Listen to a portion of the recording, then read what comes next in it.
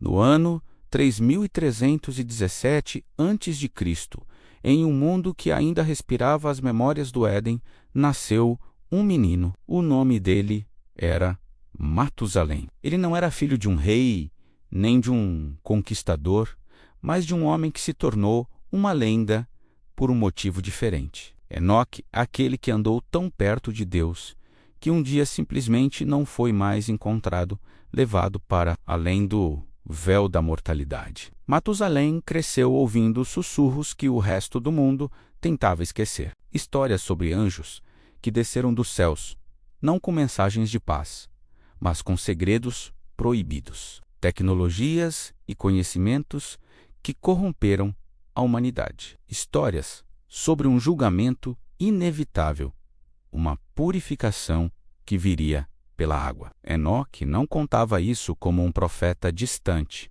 que via imagens turvas do futuro. Ele falava como uma testemunha, alguém que viu os mecanismos do céu e da terra. E antes de desaparecer, Enoque deu ao seu filho um presente terrível e grandioso, um nome que era uma profecia. Em hebraico antigo, o nome Matusalém carrega um significado arrepiante.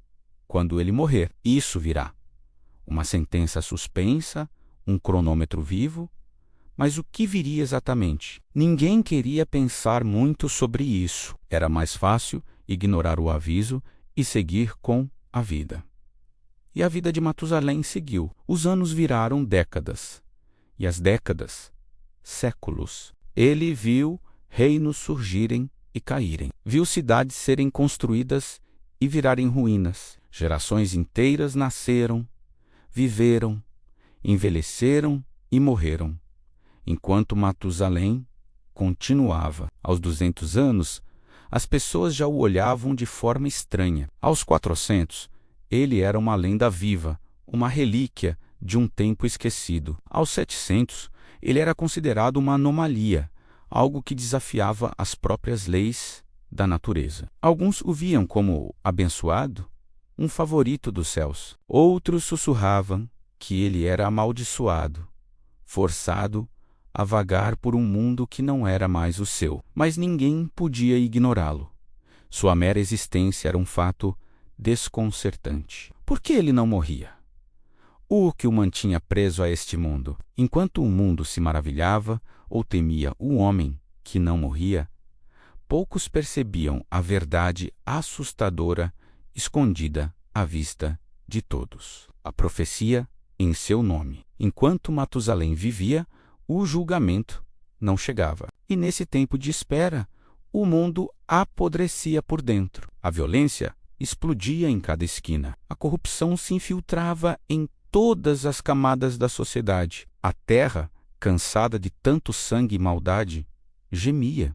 Mas o céu permanecia em silêncio, como se estivesse segurando a respiração. Talvez Matusalém fosse apenas um homem com uma genética extraordinária, um acaso biológico. Ou talvez, apenas talvez, sua vida fosse a linha que demarcava a paciência divina. Cada batida de seu coração era um dia a mais de misericórdia concedido à humanidade. Cada novo amanhecer que ele testemunhava era uma última chance para que o mundo se arrependesse. Ele era um relógio e o tempo estava se esgotando. A linhagem de Matusalém continuou. Aos 187 anos, ele teve um filho chamado Lameque. E Lameque, por sua vez, teve um filho chamado Noé.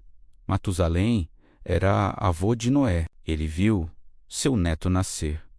Um menino que, como seu bisavô Enoque, também encontraria graça aos olhos de Deus. Ele viveu para ver o mundo zombar de Noé, quando seu neto começou uma tarefa absurda, construir um navio gigantesco no meio da terra seca. O som dos martelos ecoava pelos vales, um ritmo constante que contrastava com as risadas e o escárnio das pessoas. Um barco, no deserto, para se salvar de uma chuva que nunca vimos, as chuvas torrenciais, os dilúvios, ainda não faziam parte da experiência humana. Mas o aviso estava ali, visível, feito de madeira e piche, crescendo dia após dia, sob o olhar de um velho que sabia. Matusalém sabia. Ele sempre soube o que aquela arca significava. Ele era a ampulheta, e a arca era a arca de salvação. Então, finalmente, chegou o ano mais perigoso da história daquele mundo antigo. O ano 969 da vida de Matusalém, o homem mais velho que a história já registrou, a testemunha de quase 1 milênio de existência humana. Finalmente, caiu em silêncio. Sua jornada havia terminado. Os textos antigos, como a Bíblia, não nos dão detalhes dramáticos sobre sua morte. Não há discursos finais ou cenas grandiosas, apenas registram o fato. E Matusalém morreu. Mas quando cruzamos os dados, quando fazemos os cálculos bíblicos, algo absolutamente arrepiante emerge. Matusalém morreu no mesmo ano em que o dilúvio começou. Não foi um ano antes, nem um mês antes. Foi no mesmo ano. É como se sua última respiração tivesse sido o gatilho, como se sua presença física na Terra estivesse literalmente segurando as comportas dos céus. Como se, no momento em que ele partiu, a permissão fosse dada. A profecia em seu nome se cumpriu ao pé da letra. Quando ele morrer, isso virá. E veio. Logo após a morte de Matusalém, a rotina do mundo foi quebrada para sempre.